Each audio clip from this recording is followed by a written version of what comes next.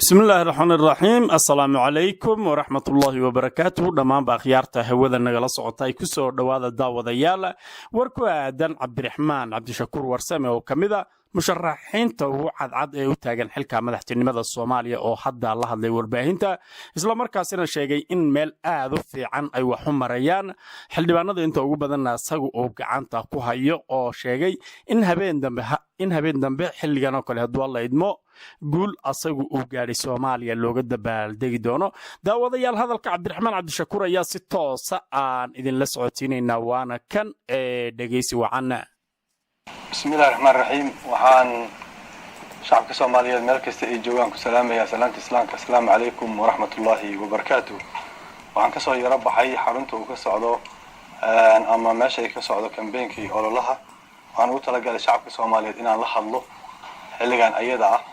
وحان رامرك وراء إنا نكم هذا عدي قف كسو قيب قادة الدور شدان إنا يدعضه وأي لمات كي يبدو إلهي رادو برجين بري إنا كسو قبو سنة وضع adugtiin doorasho xilli dheer iyo duruuf adag laga soo maray oo aan tiir dhaxad u ahayn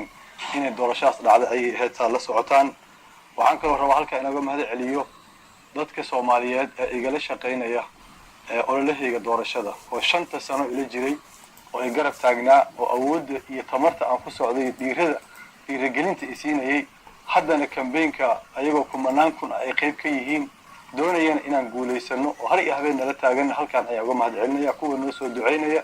kuwa telefoonada noo soo diraya dalka gudihiisa iyo dibadiisa intaba oo mahad celinaya runtii ma jiro xildhibaan aan la kulmay oo ii sheegin ilaa inay soo wacday ugu yaraan 7 ama 8 ilaa 10 qofood oo dhahaysa codkaaga si Cabdiraxmaan Cabdishakuur waa nin saas qaarkood waalidiintooda ubadkooda ay ila hadashiyeen oo campaignkan waxaa muuqata inuu yahay campaign uu leeyahay shacabka Soomaaliyeed aad iyo aad ay diilo weyn ay muujiyeen xildhibaanad aan arkay waxa kale maalmihii la soo dhaafay walaalaha tanaasulay ee campaignka runtii ku soo biiray ee garab taagan ee xarunta campaignka fadhiya xildhibaanada sanatarada iyo asxaabta kale faraha badan oo soo dhiirigelinayay oo nala taagnaa oo runtii aan ka arkay xildhibaanada aan la kulmay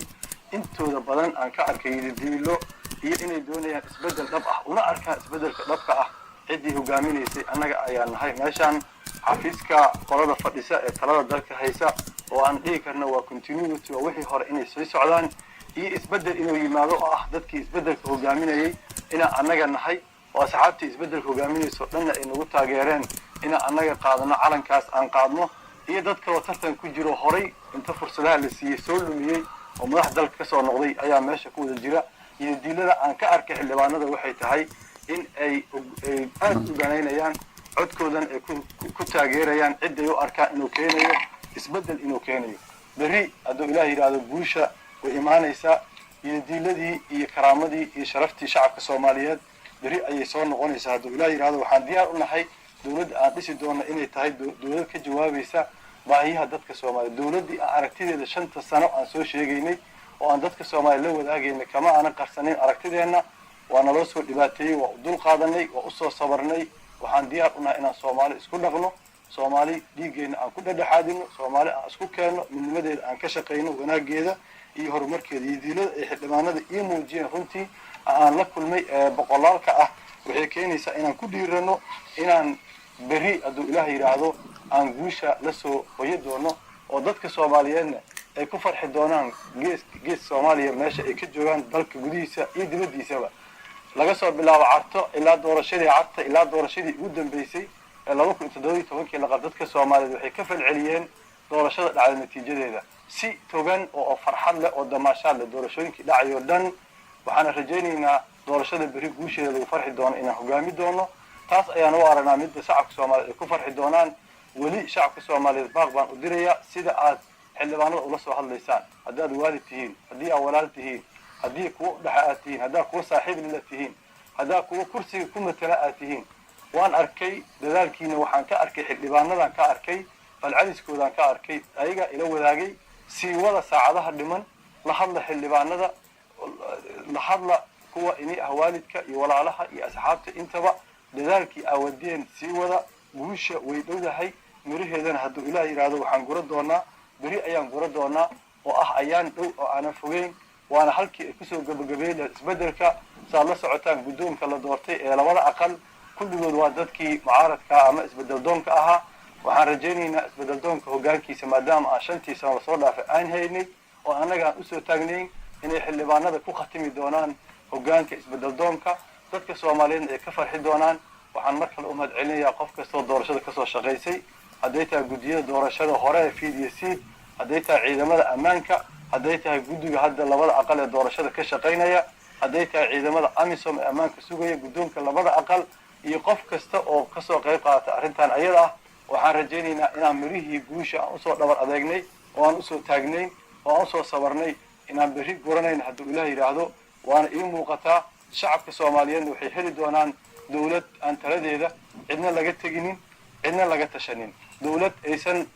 campaign ama dawlad aysan koox dalaaliina oo siyaasiyiina dhinacyaha ka taagnayn oo ay dadku ayaga ka xigsanayaan oo ay leeyihiin annagaa ka wakiila madaxweynaha aan la dhihi doonin dawladtii shacabka ah oo dadka Soomaaliyeed ayagu leeyihiin oo cid irideeda ka taagan ama ka xigta aysan jirin guusha waa dhowdahay soo duceeya ducadiina ayaa wax kasta ka muhiimsan garab istaagiinana sidoo kale waa inii mahadcelinaynaa habeen dambe inaan wada dabaaldegno ayaan rajaynayaa wasalaamu calaykum waraxmatullaahi wabarakaatu maanta oo ay taariikhdu tahay 14 bishii shanaad 2022 waxaan halkan rabnaa inaan uga soo gudbino bulshada Soomaaliyeed guud ahaan hawshii aan soo wadnay muddada 10 cisho ahayd oo ku saabsanayd doorashada madaxweynaha Jamhuuriyadda Federaalka ee Soomaaliya waxaan hadda soo gabagabeynay hawshii faraha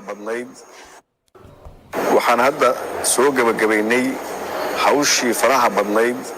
oo ay ka dhiman tahay berri oo 15 ay tahay bisha oo la qaban doono doorashadii madaxweynaha Jamhuuriyadda Federaalka Soomaaliya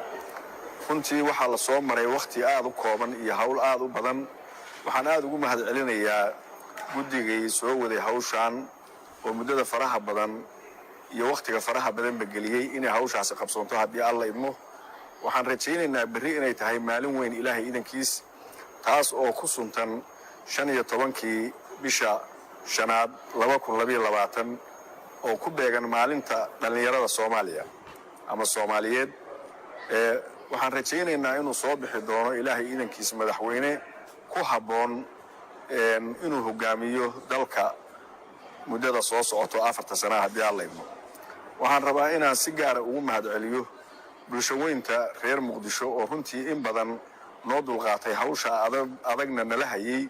haddana waxaan doonayaa inaan ku sii wargeliyo maadaama ay tahay berrito maalintii doorashada ahayd laga bilaabo caawa haddii alla idmo inaynu u dulqaataan wadooyinka la xiray iyo dhaqdhaqaaqa oo la yareeyay waxaan ugu baaqayaa muddadaas kooban oo hadda doorashadu socoto in ay guryahooda ku ekaadaan haddii alla idmo oo dhaqdhaqaaqa ay yareeyaan si amnigooda loo adkeeyo loona sugo waxaan doonayaa inaan ka hadlo waxyaabaha ka mamnuuca ah iyo waxyaabaha la ogol yahay in lala yimaado iyo waxaan lala ogolayn waxaan rabaa hadalkaas dadku aad bay noo soo weydiinayaan laakiin waxaan rabaa inuu macallimu oo noogu xilsaaran hawshaas asbaabo security ha ahaato ama sabab kale ha ahaato waxaan rabaa inaan uga warbixiyo dadka maalmo dhaweyto waxa idaacadaha laga sii daayay eedayn ay qolyaha media sii daayeen oo ay ku target gareeyeen shakhsiyaad kamid ah guddiga waxaan cadeynayaa inaysan wax dambiya ku lahayn iyagu oo arintaas aysan gaar ku ahayn waxa lagu shaqeynayay go'aan guddi iyo talo guddi waxayna hirgeliyeen ama fuliyeen wixii la amray wax haba yaraatay iyagu gaarkooda ay cid ugu takrifaleen ma jirto sababaha sida loo yeelayana waxay ahayd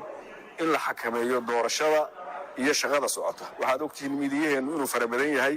dhalinyarada shaqaysa inay badan tahay waanu jecel lahay inay hagaajiyaan muuqaalka dalka iyo dadka iyo waxa ay sheegayaan wax wanaagsan inay yihiin waana ognahay duruufaha adag oo ay ku shaqaynayaan runtii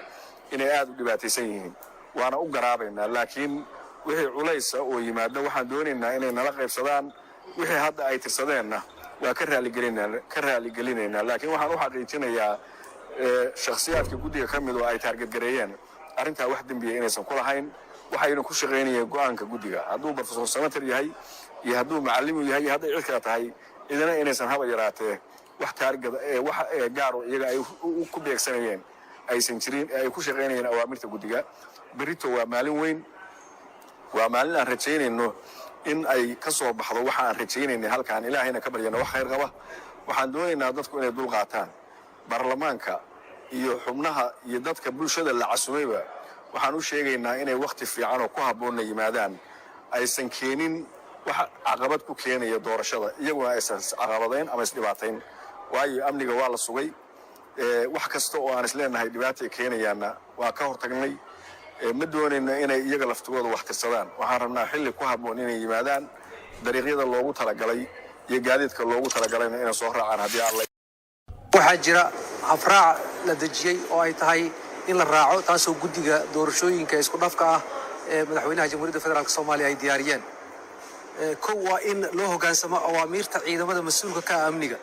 ciidamada Soomaaliyeed iyo ciidamada AMISOM ayaa ka shaqaynaya amniga. awaamiirta ciidamada meel kasta oo ay joogaanna waa in loo hoggaansamaa. waxaa mamnuuc ka ah goobta doorashada hub, haba yaraatee wax huba oo la ogolaanayo in halkan ay yimaadaan, gaar ahaan meesha wax lagu qabanaya doorashadu ma jirto. waxaa sidoo kale mamnuuc ka ah gudaha goobta doorashada wax lacag in lala yimaado.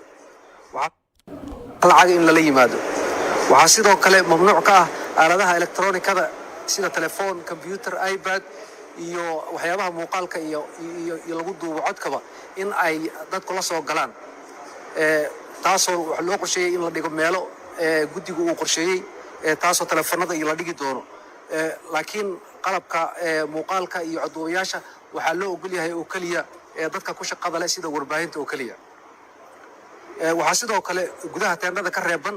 in laga sameeyo ololo doorasho. haba yaraatee inta doorashadu marka ay bilaabato, codayntu bilaabato, kadib wax olole doorasho ah oo laga dhex samayn karo haba yaraatee teendhada gudaheeda ma jiraan sida guddigu go'aamiyey. waxaa goobta doorashada iman kara dadka ay magacyadoodu yaallaan albaabada laga soo galo oo la cadeeyay. albaabadu waa 3. albaabada laga soo galo dadka ay magacyadoodu yaallaan oo keliya ayaa waxay soo gaari karaan oo iman karaan goobta. waxaanay wadanayaan oo looga baahan yahay aqoonsi sharci ah. qofka aqoonsi inuu haystaa, marka la yiraahdo magaciisa si loo hubiyo waa inuu aqoonsi haystaa. waxaa sidoo kale guddiga doorashada u mahadcelinaya dadka Soomaaliyeed, gaar ahaan dadka ay saameyn doonto maalinta weyn ee hadda guddoomiyuhu uu ka hadlayay. waxaa laga codsanayaa dhammaan hay-adaha dowladda, kuwa gaarka loo leeyahay, iskuullada iyo maaragtay dhammaan in ay shaqaalahoodu fasaxaan, ardaydu la fasaxo, maadaama ay tahay maalin markii horeba munaasabad ahayd 15 May, maantana ay ku soo beegantay maalintii doorashada. waxaa laga codsanayaa marka in iyaguna ay shaqaalaha aan muhiimka u ahayn, shaqaalaha muhiimka u ah mar walba meel walba kulley way keensanayaan, laakiin shaqaalaha aan muhiimka ahayn in la fasaxo. xildhibaanada iyo maaragtay dadka kale fasax u haysta imaashiyaha goobta doorashada waa inay baabuurtooda uga soo tagaan meelaha loo qorsheeyey oo aanay wax haba yaraatee gaari ah ama gaadiida oo ay la imaanayaan ma jirto. marka waxaa loo diyaariyey gaadiid iyo basasaa loo diyaariyey, kuwaasayna soo raacayaan. cid baabuurtooda la imaanaysa oo ma jirto. dhammaan xildhibaanada labada gole golaha shacabka iyo aqalka sare waxaa lagu adkaynayaa in ay soo gaaraan teendhada ugu dambeyn 8 subaxnimo. waxaa sidoo kale la qorsheynayaa in hawshu ay bilaabato 10 subaxnimo. sidaa darteed guddiga waxa uu ku adkaynayaa dhammaan xildhibaanadu inay waqtiga ilaaliyaan si doorashadaasi waqti fiican loo qabto, maadaama dadka Soomaaliyeed oo dhan indhahoodu ay halkan ku soo jeedaan.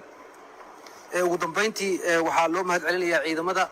qalabka sida Soomaaliyeed, guud ahaan ciidamada noocyadooda kala duwan ee ka shaqaynaya amniga. waxaa sidoo kale loo mahadcelinayaa ciidamada ADMIS ee taageeraya. wabillahi tawfiiq.